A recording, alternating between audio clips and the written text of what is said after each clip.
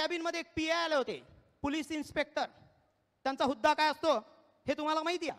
Police inspector हे माझ्या cabin मध्ये आले होते. त्यांनी कुठेतरी हे असंच ऐकलेलं की देशमुख सर थोडेसे स्ट्रिक्ट आहेत आणि आपलं पोरग जवळजवळ आता वायाच गेलेला आहे, जवळजवळ वायाच गेलेला आहे. वेळ निघून गेली होती. ज्या वेळेला ते माझ्या कॅबिन मध्ये आले, नवरा बायको दोघेही आले, मला काही त्याची पार्श्वभूमी माहिती नव्हती कशासाठी आले. ते क्लास माझ्या कॅबिन मध्ये बसले आणि मला म्हणतात की सर माझा असा असा मुलगा आहे, तो बऱ्याच वेळेला अभ्यास करत नाही, त्याचे मार्क्स कमी येत आहेत, तो काय करतो आम्हाला सांगत नाही आणि आता असं म्हणतोय की मला ॲपलचा फोन घेऊन द्या तर मी अभ्यास करतो. मला ॲपलचा फोन घेऊन द्या तर मी अभ्यास करतो. आता माझ्या पुढे फार मोठा प्रश्न होता. समोर पीआय साहेब बसलेत आणि त्यांना उत्तर काय देऊ. आता माझ्यातला डॉक्टर जागा झाला, माझ्यातला डॉक्टर जागा झाला. मी सरळ सांगितलं, कारण मला लक्षात आलं होतं पेशंट तिसऱ्या स्टेजमध्ये आहे, नाटकं करायची नाही. मला लक्षात आलं होतं पेशंट म्हणजे कोण, तो विद्यार्थी आता तिसऱ्या स्टेजमध्ये निघून गेला. जशी ती माऊली पहिल्या स्टेजमध्ये आली होती, ट्रीटमेंट झाली आणि पेशंट आता कुठे शिकतोय. पेशंट म्हणजे तो स्टुडंट कुठे शिकतोय, औरंगाबादच्या कॉलेजमध्ये शिकतोय. इथे मात्र परिस्थिती वेगळी आहे. वडील त्याला माझ्याकडे घेऊन आले, पण घेऊन येण्यासाठी त्यांनी खूप वेळ दवडला. ते आता तिसऱ्या स्टेजमध्ये आले जिथे आपलं पोरग पूर्णतः बिघडून गेलं होतं. मी सरळ सांगितलं, जसं एखादा पेशंट मरताना डॉक्टर सांगतात सॉरी सर आम्ही नाही वाचू शकलो, तुम्ही बरेचदा म्हणणार आहात पुढे. मी सरळ सांगितलं I am very sorry sir, मी याच्यामध्ये काही करू शकत नाही. हा तुमचा वैयक्तिक विषय आहे, हा तुमचा कौटुंबिक विषय आहे. मी फक्त एवढंच सांगू शकतो, त्याने इथून जर चांगला अभ्यास केला तर तो MBBS बनेल का नाही हे सांगता येत नाही, पण भविष्यामध्ये चांगला माणूस म्हणून नक्कीच तो राहू शकतो. तिसरं एक्झाम्पल मी तुम्हाला सांगतो, टायमिंग कशी असते. आत्ता हे जे आता इथे मार्क किंवा आता हे सगळे मार्क घेऊन आणि मेडल घेणारे स्टुडंट आहेत, ह्यांनी कधीही असं मनामध्ये आणू नये किंवा यांच्या पॅरेंटनी कधी असं मनामध्ये आणू नये की आपले विद्यार्थी म्हणजे आपले मुलं किंवा मुलगी ही आता टॉपर आहे आणि 100% आता तिचा नंबर MBBS ला लागलेलाच आहे. बिलकुल हे डोक्यातून काढून टाका. 2 वर्षाची ही पूर्ण तपस्या आहे आणि या 2 वर्षाच्या तपस्येमध्ये तुम्ही थोडे जरी डगमगलात तर आम्हाला सक्सेस मिळणार नाही. 2 वर्षाची तपस्या, या 2 वर्षाच्या तपस्येमध्ये असं होऊनच चालत नाही. अप अँड डाऊन्स नक्की येत राहतील, पण ते अप अँड डाऊन्सही त्याला लिमिट आहे.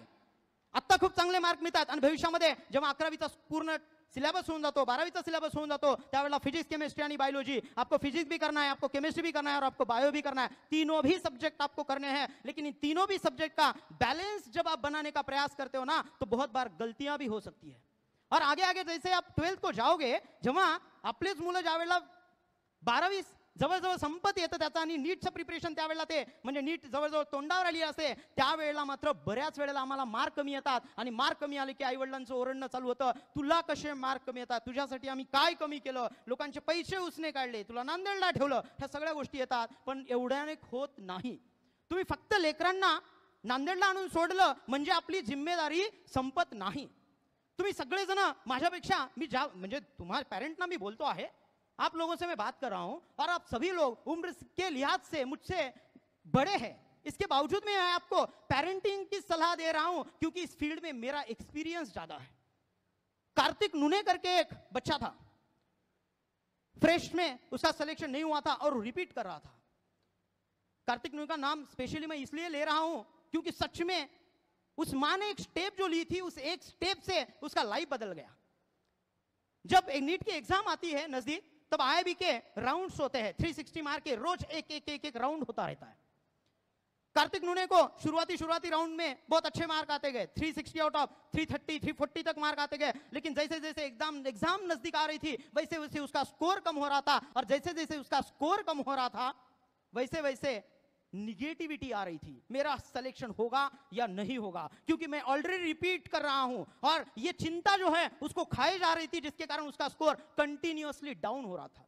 लेकिन कार्तिक की मम्मी जो है वो खुद जानती थी कि मेरे बच्चे ने पिछले 2 साल में काफी मेहनत की है, लेकिन अब लास्ट स्टेज में उसका नुकसान नहीं होना चाहिए, एक बार मुझे IIB में जाना ही जाना चाहिए. उसकी मां, कार्तिक की मां कार्तिक को लेके हमारे पास आई. मैडम ने उसको समझाया, राउत मैडम ने आपको जो टॉपिक पढ़ाया, राउत मैडम भी हमारे साथ काम करती है, तो राउत मैडम ने उसको 5-10 मिनट समझाया. उसके बाद कार्तिक ने की मम्मी को लगा देशमुख सर से भी मिलना चाहिए, तो कार्तिक मेरे पास भी आ गया मम्मी के साथ. कार्तिक को भी मैंने 10-15 मिनट समझाया. वो कंटिन्यूअसली रो रहा है, रो रहा है, रो रहा है, रो रहा है.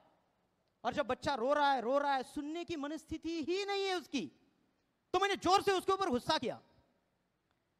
कार्तिक नालायक बेवकूफ, 2 वर्ष झालं मेहनत करतोय, आम्ही तुमच्यावरती मेहनत करतो आणि ह्या 2 वर्षाची मेहनत आता पुढच्या 15 दिवसामध्ये तू पाणी फिरवणार आहेस का, तू वाया घालणार आहेस का? मी इतका आवेशात येऊन बोललो की रडणारा जो कार्तिक आहे तो सडनली थोडासा कॉन्शियस झाला, कारण रडत असताना तो एका इमोशनल स्टेजमध्ये गेला होता. त्या इमोशन्स मधून त्याला बाहेर काढणं गरजेचं होतं. आणि कार्तिकला मी जोरात ओरडलो. त्यावेळेला त्याची आई बाजूला होती, आईला सुद्धा भीती वाटत होती.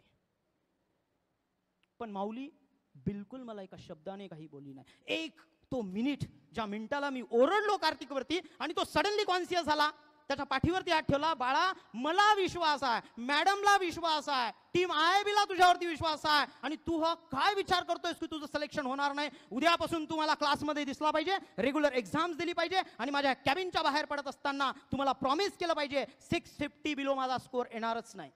तितक्याच आत्मविश्वासाने कार्तिक ज्या वेळेला तिथून निघून गेला, पुढचे 15 दिवस मला वाटतं भार्गव सरांकडे त्याचं प्रायमरी एज्युकेशन झालं होतं आणि त्याच्यानंतर पुढचे 5-10 दिवस कार्तिकने इतकी मेहनत केली आणि तेही पूर्ण कॉन्फिडन्सने. मला वाटतं त्याला 620 का 615 समथिंग काहीतरी स्कोर झाला आणि तो आज बहुतेक नागपूरच्या कॉलेजमध्ये MBBSचं शिक्षण शिकतो. तो एक मिनिट आयुष्य बदलून टाकणारा होता. तो एकच मिनिट आयुष्य बदलून टाकणारा होता. आणि त्याच्या जीवनामध्ये ही आजची जी घडी आलेली आहे ती कोणामुळे आलेली आहे? ती त्याच्या आईमुळे आलेली आहे. कारण आईने कंटाळा केला नाही, आईला माहिती होतं, आईला पूर्ण विश्वास होता माझ्या लेकराने 2 वर्ष मेहनत केलेली आहे, ती मेहनत मी जवळून पाहिलेली आहे, माझं लेकरू पराजित होऊच शकत नाही हा कॉन्फिडन्स त्या माऊलीमध्ये होता. माझा स्टुडंट हा अनसक्सेस होऊच शकत नाही हा कॉन्फिडन्स माझ्यामध्ये होता. आम्हाला फक्त करायचं काय होतं, ज्याचा कॉन्फिडन्स लूज झाला होता त्याच्यामध्ये तो कॉन्फिडन्स परत आणून द्यायचा होता.